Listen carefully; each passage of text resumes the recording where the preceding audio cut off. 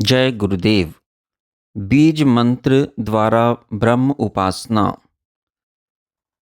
ह्रीम का उदय आकाश से होता है। इसकी पीठ विशुद्ध चक्र में है और इसका आयतन सहस्त्रार तक है। श्रीम का उदय स्थान भी आकाश है, इसलिए इसकी पीठ विशुद्ध और आयतन आज्ञा चक्र तक है।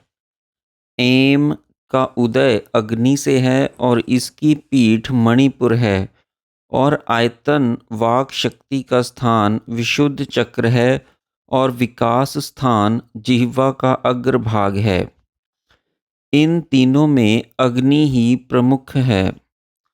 क्लीम में लकार से पृथ्वी तत्व की प्रधानता लिए हुए वायु तत्व है।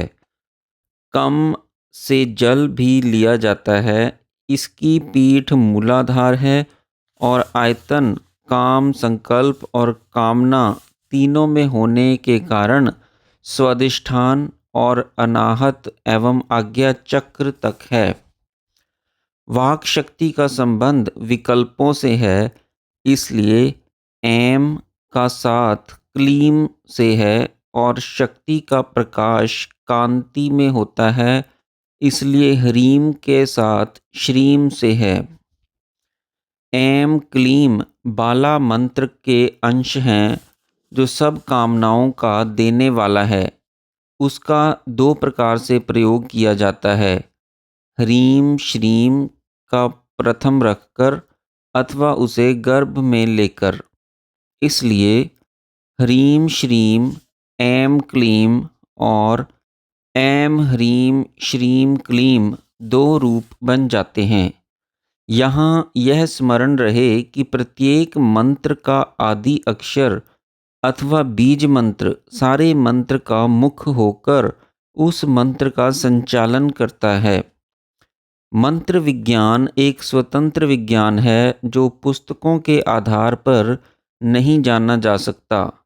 जो लोग केवल पुस्तकों को पढ़कर किसी मंत्र का अनुष्ठान करते हैं वे उस खिलाड़ी के सदृश हानि उठा सकते हैं जो तलवार चलाना न जानने के कारण अपना ही अंग काट लेता है।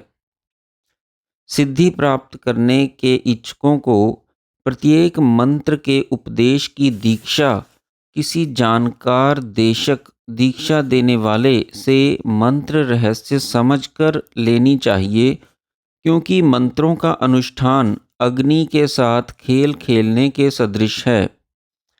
यहाँ पर केवल मंत्र बीजों की भावना करने की विधि पर प्रकाश डाला गया है, जिससे साधक विज्ञान को समझकर तद्रूप भावना सहित अभ्यास बढ़ावें।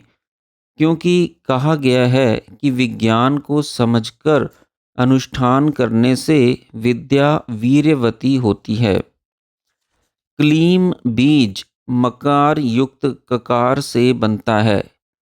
ककार से काम, जल, प्राण एवं सुख का अर्थ लिया जाता है। कम जल को कहते हैं और प्राण को भी। कम का अर्थ सुख भी होता है। जल के वेद से प्राण का विकास होता है और प्राण का स्थूल रूप वायु है। वायु का कारण आकाश है और आकाश का कारण सूक्ष्म प्राण है। प्राण स्वयं ब्रह्म का तेज है, इसलिए कहा है कि प्राणो ब्रह्म, कम ब्रह्म, खम ब्रह्मोति।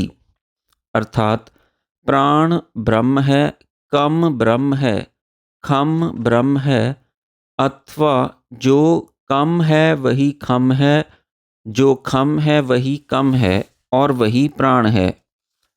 खम का अर्थ आकाश भी होता है, इसलिए कम, खम और प्राण तीनों ब्रह्मवाचक हैं।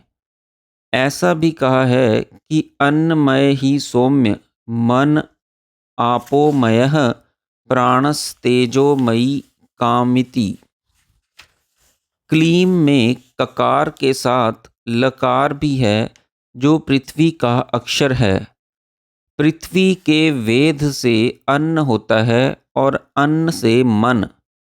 मूलाधार क्लीम बीज का पीठ है, जहाँ पर पृथ्वी और जल दोनों का वेद होकर मन और प्राण के विकास में सहायता मिलती है।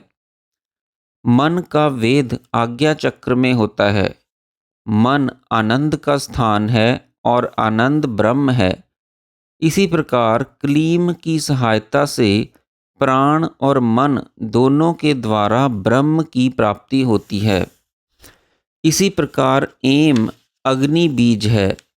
अग्नि से वाक और वाक से ज्ञान की प्राप्ति का उदय होता है और दृष्टि सत्य की पीठ है। सत्य स्वयं ब्रह्म है। स्थूल प्राण का स्थान हृदय है और प्राण सबको प्रिय होते हैं। इसलिए प्राण प्रेम भक्ति की पीठ है, अर्थात हृदय में प्रेम भक्ति का उदय होता है और प्रेम का भाव स्वयं ब्रह्म है। प्राण की सूक्ष्म की गति द्वारा वायु का वेद होकर आकाश का वेद होता है। आकाश से श्रवण इंद्रिय की उत्पत्ति है, जो अनंत की पीठ है। अनंत स्वयं ब्रह्म है। हृदय से अहम भाव की भी स्फुरना होती है। अहम में सत की पीठ है और सत स्वयं ब्रह्म है। इस प्रकार एम और क्लीम दोनों से सब चक्रों का वेद होकर ब्रह्म की प्राप्ति की जाती है। यह विज्ञान बृहद आरण्य उपनिषद के चतुर्थ अध्याय याज्ञवल्क्य जनक संवाद के आधार पर बताया गया है।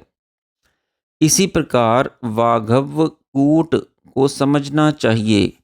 वारभव, कामकला और शक्ति कूट जो ह्रीम युक्त हैं, लक्ष्मी बीज इसके 16वीं कला है। पूरा मंत्र राज बनता है। जय गुरुदेव।